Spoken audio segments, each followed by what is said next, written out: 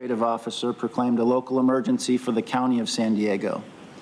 In the following days, the cities of San Marcos, San Diego, and Chula Vista proclaimed local emergencies. The La Jolla and Los Coyotes tribal nations also proclaimed emergencies. Per Government Code Section 8630, the Board of Supervisors is required to ratify the local proclamation within 7 days of being issued. Ratification of this proclamation will provide legal immunities for emergency actions taken by local government and disaster service workers, will allow the county and other local governments to pursue state and federal disaster assistance, will provide flexibility in local procurement and contracting, and allow officials to take the necessary steps to protect and preserve public health and safety. On August 17th, the Emergency Operations Center activated at a level 3, its lowest level, in response to the Coyote fire in Potrero. Once the fire was under control and all evacuations lifted, the Emergency Operations Center quickly pivoted to storm response and raised the activation level to a level 2. 23 other city jurisdictions, special districts, and tribal nations activated their emergency or department operations centers for the response. Daily operational area calls were held to coordinate with county partners. The Red Cross opened 2 emergency shelters, one in San Marcos and the other in Chula Vista, in case of storm-related evacuations. The demand for sandbags across the county was very high, and County OES submitted a mission task to Cal OES for an additional 100,000 bags. These were delivered to the Department of Public Works headquarters in San Marcos, and 9 cities picked up supplies for their residents.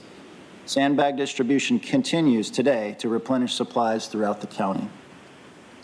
OES also activated its Emergency 211 contract that provided non-emergency storm-related information and referrals to inclement weather sheltering. Given the rare and historical nature of this storm, it was important to communicate frequently to the public and alert them to the dangerous impacts before and during the event. OES sent a county-wide wireless emergency alert on August 19th prior to the arrival of the storm. The National Weather Service issued 5 flash flood warnings and 1 tornado warning during the storm. Our Joint Information Center was activated, and they produced 6 press releases and 19 social media posts. 2 press conferences were held with local partners, and 10 Alert San Diego campaigns were sent. San Diegans responded to the alert and warnings and public outreach. The day prior to Hillary's arrival, the SD Emergency website was visited 277,000 times. The SD Emergency mobile application was downloaded over 32,000 times, and we received over 52,000 new Alert San Diego registrations. 211 received 9,384 calls during the activation for storm-related information and information about the inclement weather shelter program. The county's unincorporated inclement weather and expanded program housed 649 people in 413 rooms between August 19th and the 21st. Now that the storm response has ended, recovery becomes the main area of focus. In our emergency proclamation, the county requested a major federal disaster declaration and California Disaster Assistance Act funding. County OES is working with all local jurisdictions to collect initial damage estimates, which will be submitted to Cal OES by the end of today. It is not uncommon for jurisdictions to locate additional damages in the days and weeks ahead, and we will continue to submit any damages to the state.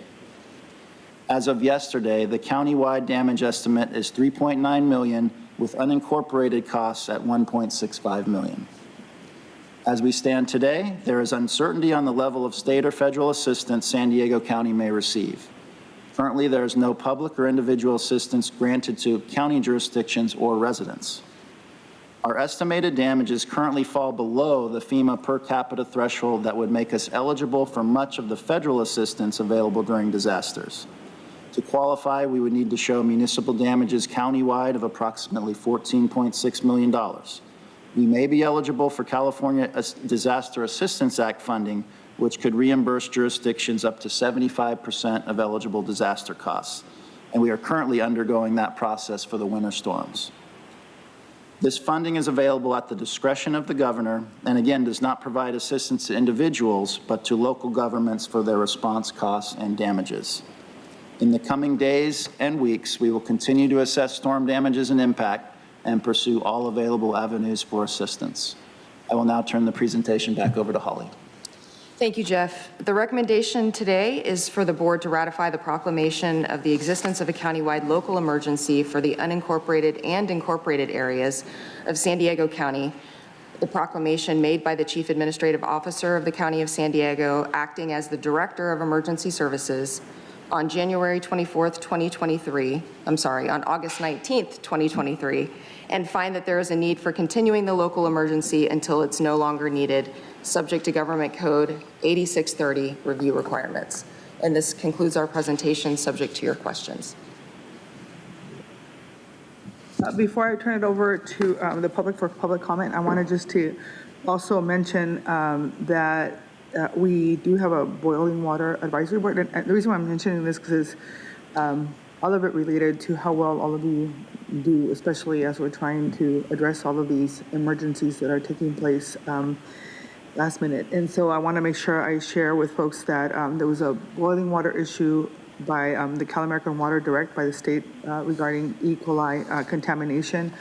And the County of San Diego has been working closely with the state water agency and other local agencies in response to the situation. The water agency and the web posting indicates the issue could be tied to Hurricane Hillary and the recent weather events. And so I wanted to just note that for the record. And I also want to ask staff to find out if any additional state and federal disaster funds can be made available due to Hillary's impacts in the region and related to the boiling water advisory. And I think it's critical for us to make sure that we're receiving accurate and timely information from Cal American and the State Water Board, and have contacted the governor's office, have contacted Cal American, and we're going to, and the county team is again doing an exceptional job being on the front of this, working closely with school boards in our community and our parents. So I think what's really important is for folks to know that I know that there's still some questions exactly about what the impact is, the potential public health care issue and what that looks like. And so we're going to be briefing folks as this moves along, but really calling on Cal America and the State Water Board to provide information to our communities in a timely manner, because we need to make sure that we're capturing it in totality, especially about the health and economic impacts that it's having on our communities. I know that many of the restaurants were closed in Imperial Beach, and so I want to thank them for doing the right thing very, very quickly. But I know that this is impacting a community that has already been impacted by so many other things. And so in the meantime, we want to continue to remind those impacted communities to make sure that while the water advisory is in effect, that they should use bottled water and boiled tap water for drinking, brushing teeth, and to prepare and cook food. And when boiling water, bring it to one full rolling boil minute for at least a minute, and then allow it to cool before they drink the water. I also ask the public and the communities to please follow the guidelines for the water boil notice, and I want to just thank them for the cooperation. One last thing I think that's extremely important is that there is bottled water is very expensive, and so we're trying to make sure that we get as much bottled water available to the communities because this is, it shouldn't come out of their pockets, and so we're doing everything we can to coordinate that and those efforts as well. So thanks again to the storm response team, to the general public, county staff, cities, first responders, San Diego Gas and Electric, and nonprofits like the American Red Cross that were ready to take action on this issue and all these other issues that we're facing right now. Yeah. Did you have a comment? Chairwoman, thank you. Recognizing there are health implications for the boil water orders, also economic implications that you mentioned, we will be posting on the county's website later today a survey for businesses to complete so that we can capture what those economic impacts are, and that will help us assess whether there is state or federal assistance available to those businesses. To be determined on that, but we do want to collect that information. All right. With that, I'm happy to make a motion to approve this item, including recommendations 1 and 2, and then I'm going to open it up for the public. Thank you. All right, so clerk, can you go ahead and ask the speakers for the public to... Thank you, Chairwoman Vargas. We have 7 requests to speak on this item, 3 in person and 4 requesting to speak by phone. I also note that we did not receive any e-comments on this item. Any members of the public that requested to speak by phone on this item, please dial into the conference line now using the instructions that were provided to you. We'll begin with the in-person speakers, starting with the individual in favor, followed by the individuals in opposition. As your name is called, please come forward and stand against the east wall under the murals until it is your turn to speak. I'd like to invite forward the following individuals: Robert Gurman, followed by Michael Brando, and Truth. You'll have 2 minutes to address the board, and I'll ask you to please state your name for the audio record.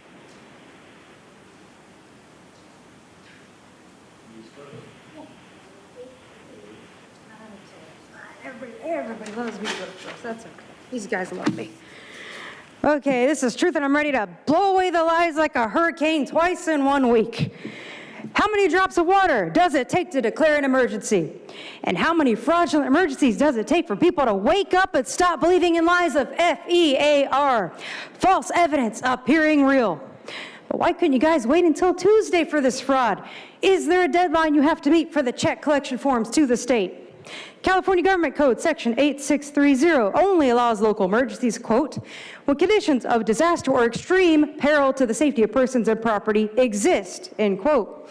Just like with COVID, no such circumstance existed. Fraud. Fraud that Helen proclaimed the same day as New Scum, who got his dictatorial orders from the federal government. Also credit to the Executive Director of San Diego's Office of Emergency Services, Chris Heiser, who said this. We told you this was going to happen, and it didn't. We never let up on the perception that at any minute that storm could turn. The public that was willing to accept what we're saying and stayed home when we asked. So I thank the media that pushed it out. Michael Workman also admitted to the Voice of San Diego that, quote, we have not heard of much damage, end quote. In real hurricanes, people can actually die. So this is an insulting mockery of death and destruction as well as general fraud. And here's some real science. When hurricane winds reach 39 miles per hour, it's called a tropical storm. And when a tropical storm wind speed is 74 to 95 miles per hour, it will have minimal damage at landfall. San Diego's predicted speed was a measly 50 miles per hour, which of course didn't even happen. Everybody knows these emergencies are only for 2 things: more powers and more debt dollars. But does everyone know how a hurricane is formed? It's the same as a fraudulent emergency with tons of hot air. Oh, here we go, Jim. Let's see if we can get you in and here. don't go out and, touch our power line. Thank you. Next speaker, please. Good morning. Robert Gurman from Lakeside. I have a slide. There you go. This slide shows a 1977 single-engine plane executing touch and goes during the historical Tropic Storm Hillary. In October of 2021, a twin-engine plane crashed on approach to Gillespie. 2 fatalities, including 1 on the ground. Wind was a factor. In December of 2021, a jet crashed on approach to Gillespie Field. 4 fatalities. Rain and Rattlesnake Mountain were factors in this fatal crash. Gillespie is open 24/7. Gillespie Airport has a history of flooding, which equals wet runways, and they are narrow. The last 2 Gillespie Field Development Council meetings, flooding at the airport was discussed. Why this pilot decided to fly on a rainy, windy day during Hillary's presence, especially using the longest pattern around Rattlesnake Mountain over our homes, only he can answer. He does have the freedom to fly in America. Some pilots abuse this freedom. Gillespie Field is in an expansion phase for the purpose of encouraging larger jets to use Gillespie Field. This expansion, AKA strategic plan, is at the direction of the San Diego County Regional Airport Authority. A sustainable study should include an on-airport 724 San Diego County Emergency Response Unit with fire station at Gillespie Field. Thank you. Any questions? The diagram doesn't really show the rain pattern, but it was constantly raining. It was windy, and don't know why he was up there. The people, aircraft were coming and going. Actually, they were getting out of town to get their aircraft out of the airport because of the conditions. you. So, thank you. Next speaker, please.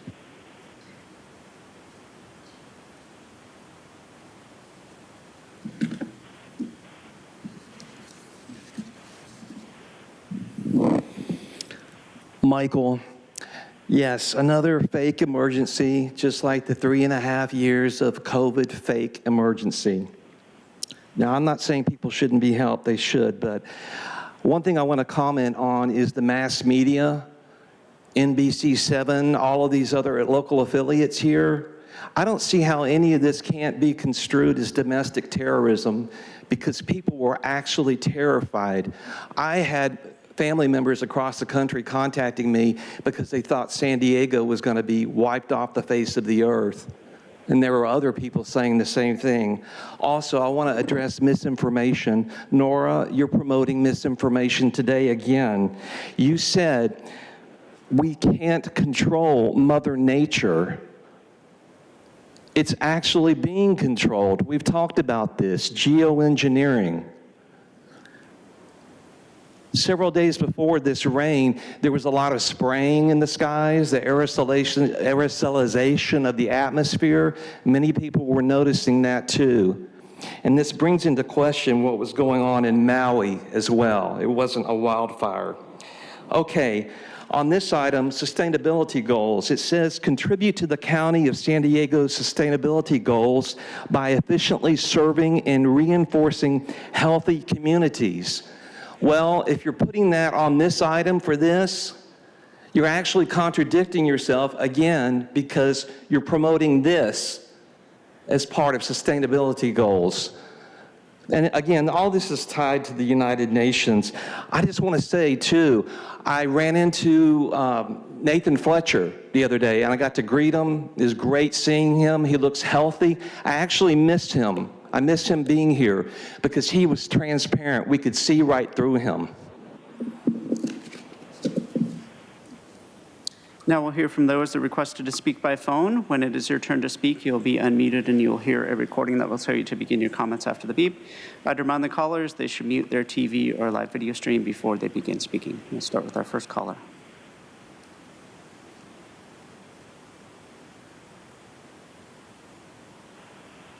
Paul Hunkin, this big emergency thing for the entire county at this time is overblown and needs to be rejected. The storm was several days ago and generally milder than forecast. Here, in fact, we did not see damaging winds or flood. There was a lot of rain, but that has happened before without an emergency proclamation. So, from my inland vantage point, why am I, the taxpayer, being asked to support a more or less recurring event? By now, you should have specific areas of concern and a rough draft estimate. Posting later today or whenever is not good. We should not have to wait for the meeting, and we should not be asked to sign a blank check. If conditions of extreme peril truly existed, the board could have called an emergency meeting under the Brown Act to ratify this and all. I see no reason for waiting to issue a non-specific declaration without publicizing a list of some or all of the actual damages. A lot of this, by the way, is because house insurers are fleeing the state because of the high cost. Glad you finally realized this. And by the way, in this time, you could have actually done a sound and light show with hired mourners and raindrops falling on our heads. Recital R2 says that conditions of extreme peril have risen in this county as a result of approaching Tropical Storm Hillary, which is forecast to create all sorts of havoc. It is 5 days after the storm. This section needs a rewrite. Now hear from the next caller.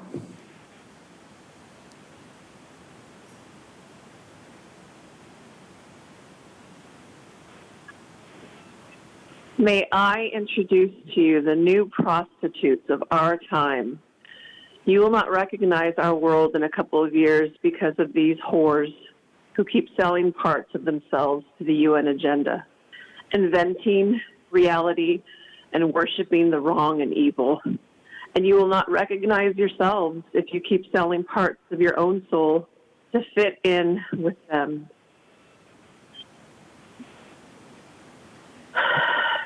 These vile beings are literally lighting the world on fire. What's it going to take for humanity to stand up, united against them, and say, no fucking more. Leave us the fuck alone. Fear is the currency of control. Bankrupt these motherfuckers. Become fearless. I'm done.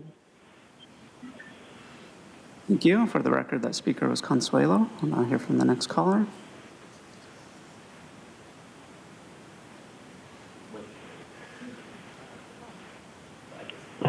Man, I'm so glad you guys, got that sound going because, nobody could hear. If you guys could go and do like a voiceover for the parts that were not heard, that would be great so people know what's being said. But what a great opportunity to get money, right? You guys, we love money and we love emergencies. And how cool is it that, the own government, that we have doing these things and claiming these emergencies and, just entities attached to them or, making the weather like this. Because, what a great business opportunity, right? Because when we get contracts, like disaster relief or anything close to that is so lucrative. So, I'm really happy that you guys are jumping on this opportunity. Now, let me tell you, I feel like we could meet that, threshold of 14.6 million with FEMA because, Nora, you're talking about boiling the water, right? And it's we have to give people bottled water. You could give them, everybody in the county, maybe 3 bottles of water if we get Fiji, right? And so that'll hit that cap where, we can get those funds, and you'll be legally immune from anything, which is great, right? I just love that. You guys don't have to worry about doing anything wrong when you're declaring this emergency. But yeah, so I was just wondering, I don't know, because we could also give them just some sewer water as well. We're already doing that. Should we be boiling that water too, or does that take out too much of the sewer? I don't know, but who knows? Are you guys planning on another storm as well? Because, I think that we could do some more damage and get some more money. I'm also wondering, did anybody collect the storm water? Because, imagine how much that would be. We could be giving that to the people so they don't even need to boil water, right? So, yeah, it's really good to see you guys. Jim, you're just right there. Thank you. And Chairwoman Vargas, that concludes public comment on this item. Thank you. Any comments from my colleagues? Oh, yes, go ahead. Thank you. First, I really want to thank our county team. You guys just did an amazing job. I think the chairwoman said it very well, but we got through this situation in large part due to extremely thoughtful and dedicated preparedness and just being ready. And so thank you for being ready for the worst. And I think we're very fortunate that we didn't experience the worst, but thank you for everything that you did and continue to do. So I really appreciate that work. I also really want to thank the people of San Diego County for stepping up. We had over 100,000 people actually open our email regarding the emergency, which is pretty extraordinary. Nearly half the people who received our emails opened them about the emergency, and a good quarter downloaded the app. So that's thank you to the people of our community who took initiative to be prepared and to make sure that you had all the resources that you needed available to make it through and to weather the storm. So I really appreciate that. So again, just huge thanks. I actually had a couple of questions on the boil water emergency. Helen, I don't know whether it'd be best to address those to you or to Holly, or what would be the best way to, I'm getting a number of questions from constituents. I would send them directly to OES. Okay, great. So I will follow up with you all, and we have constituents who have a bunch of questions. I think just the main thing people are trying to better understand is what's the cause. and whether it's related at all to our stormwater infrastructure that I know we've really been focused on trying to repair, and what else we could be sort of thinking about in the future. Let me add that we'll be working closely with DEHQ on all of that as well. So as one team. Great, thank you. Thank you so much. Supervisor Desmond. Thank you, Madam Chair. I appreciate it. And I just want to say thank you very much for all the county did in putting the information out. And preparedness really showed. And even though the storm didn't materialize as much as we thought, we were ready. And so I appreciate those efforts. And so great job. And I guess we need more sandbags next time. But it's lessons learned, and we'll move on and appreciate all the hard work. Thank you. Thank you, Madam Chair. I want to echo my colleagues in thanking staff for all the great work. I mean, what a contrast between what we did here and unfortunately what happened in Hawaii. Every time we go through this, there's always lessons to learn. Yeah, it's still rather fresh, but did we learn any lessons about how we could improve to be even more effective moving forward? We still are in the heart of fire season. And are there any lessons that we learned that maybe would translate moving forward with the fire season? Thank you for that question, Supervisor Anderson. With each disaster, particularly when we proclaim a local emergency, we do a pretty extensive, we call it a hot wash, and do a formal after-action report. We talk with our regional partners and all of our internal county departments. Usually after-action reports center around communication. There's always a way to improve communication. In almost every disaster after-action report you pick up, there's a way to improve communication with various partners. We touched on sandbags, having additional sandbags on hand. There will definitely be lessons learned, and we'll take those and be even better next time.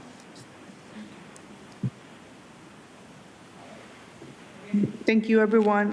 With that, we have a motion and a second. Please vote.